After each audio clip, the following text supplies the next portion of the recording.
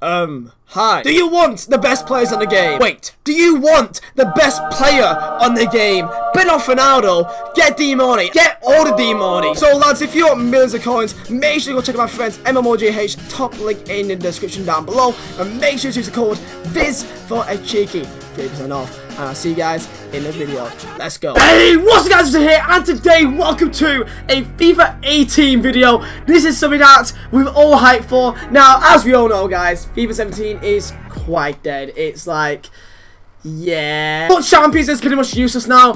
SBCs are literally the same ones from months ago, and that's really it. There's literally nothing else for FIFA 17 that is new to us anymore. We are all ready for FIFA 18, and oh my god lads, there's so much hype for FIFA 18 now. Jesus Christ. And if you guys did miss yesterday's stream of showing all the new features, there's probably going to be some more, but there's a lot of new information out right now. And maybe you guys are outside enjoying the actual outside world, unlike me. Maybe some of you guys may not actually know what's actually happening for FIFA 18. So hopefully this video will help you guys out. So this is everything you need to know about FIFA 18 breakdown. Before we do get into the video lads, make sure to smash a like button down below lads, and let me know which icon are you most looking forward to using in FIFA 18. I'm gonna say FIFA 17 then. Like, it feels so weird to say FIFA 18. For me, of course, it's Yashin. Look at that hat. So number one lads, let's get the most obvious things out of the way first. There's a new pack animation, and in my honest opinion lads, it's just a bit too much, not gonna lie. Like, hopefully it's not gonna matter. I think these are for specific ones. So of course, as you can see on the screen right now, we've got Griezmann, we've got this Hotline Bling celebration, because that's funny, yeah. It looks amazing, it looks sick, but I think the fireworks and all that kind of stuff, it's a bit too much. It looks a bit too dark and like too contrasty for my liking. I think for FIFA 17, EA got it banged up, banged it on with the walkouts, and maybe I'll like it more when the game actually comes out. But with the new pack animations, there's also the new inform ones. There's also man and matches, so there's different color flares, different color smoke and fireworks and stuff like that. So of course, there's gonna be a lot of different things that we will see next year that will dictate what kind of player you get, if it's an inform, if it's a team of the season, if it's a certain rating. My guess is that the walk at the billboard things to the sides is only if it's like a walkout player or inform or something like that. I'm not too sure about the Dele Alli one because it's only an 84 rated. Usually you won't have a walkout if it's an 84 rated inform. So my guess is that it's going to include all special cards as including as a walkout, so that they have the billboard things to the side. We'll kind of see when it comes to the actual game, and we'll play the beta and all that good stuff. Also, while we're on topic, there's also the new card designs to non-res, to all res, and not gonna lie, I don't like it. I genuinely did not like it. I think that it just destroys my OCD. As you see on the screen right now, lads, you can see the non-res, you can see the man and matches, the informs, when they pack the players. It just doesn't look right. When it actually comes up to players, that the fact the face looks so big to the right hand side, to the top right, it just doesn't look right to me, lads. Let me know in the comments what do you think about the new card types and the new card layouts and stuff like that. But for me, honestly, if you have an OCD, it's gonna destroy me, because like it's not in the center, the name isn't in the center, the stats isn't in the center. That's gonna just destroy me next year, man. So yeah, looking forward to that. And next up lads, SBCs. I love SBCs. I love that they've implemented it into the game, especially as a content creator. It makes so much more content for the game, and also as a player of the game, it's such a good way to make money if you do it correctly. So they've implemented brick items that goes in the game, and that is just not an actual player, but it's just a nation. It could be a league, it could be whatever it wants. That's what you got to implement a team around. So as you can see on the screen, it's basically you get a Ronaldo, Prime Ronaldo if you do this SBC. Now of course this is just for samples, but you have a Real Madrid one, you have a Spanish MLS player, and you've got to try and link up players to link up that squad and try and suit the requirements for it. It adds a whole new dynamic to the game, so there's going to be a lot harder to actually make teams, and I can imagine it's going to be a lot more expensive, because this limits you so massively. If you're a trader, you can end up making a lot of money.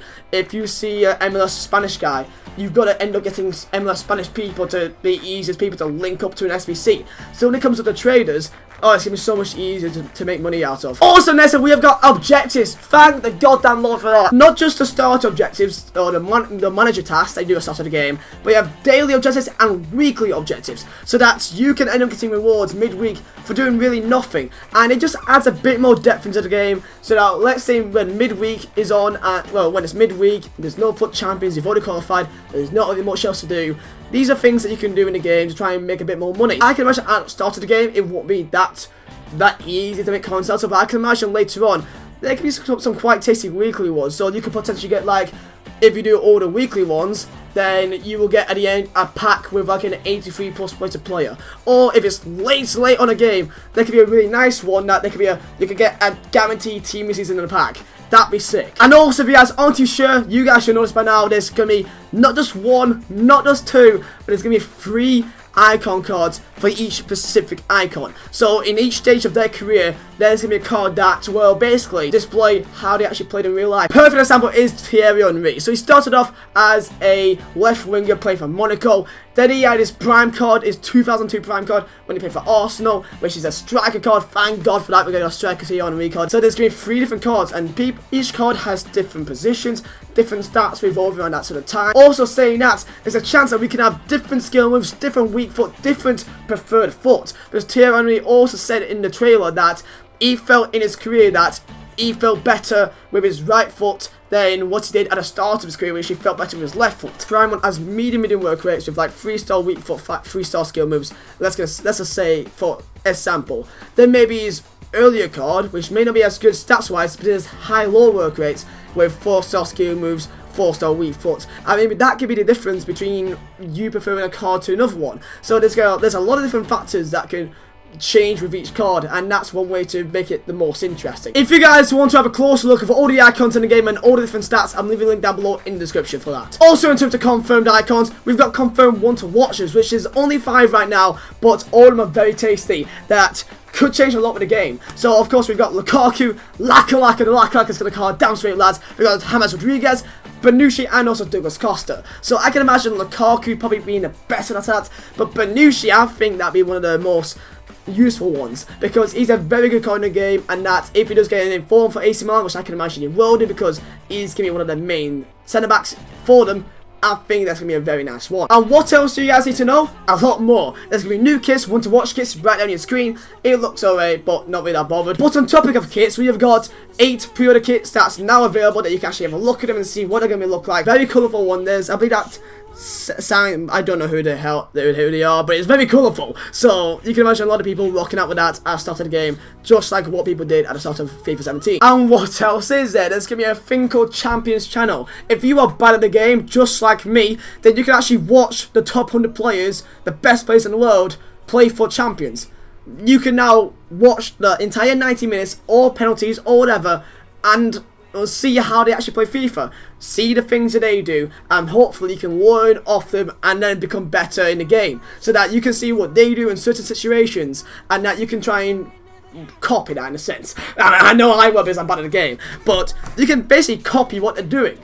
It's a brilliant idea. I'm definitely getting top 100 next year now. But on topic of FUT champions, we haven't really been given that much more information about, like, is it still 40 games? Have we still got from Friday morning to Monday morning? They haven't really mentioned much about that, so it's going to be quite interesting to see what's going to happen with that. And what else is there? There's going to be a thing called squad battles now, so that you can actually compete against real life teams on the single player mode, and that you can get points if you beat them in the highest difficulty, so ultimate difficulty or world class. So the more points you get, you go on a leaderboard, which is the same kind of ranking stage as what Champions has, and that the higher rank you get, so if Gold 1 or you're in Elite 2 or something like that, you get better rewards. Now of course, considering it's single player, I doubt that there's going to be incredible rewards, but I know so many people that can't qualify for FUT champs, so they can't get rewards.